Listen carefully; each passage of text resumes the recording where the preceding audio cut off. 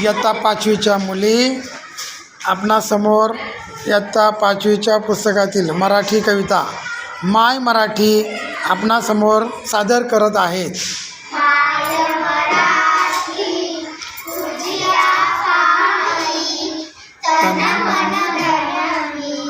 आवाज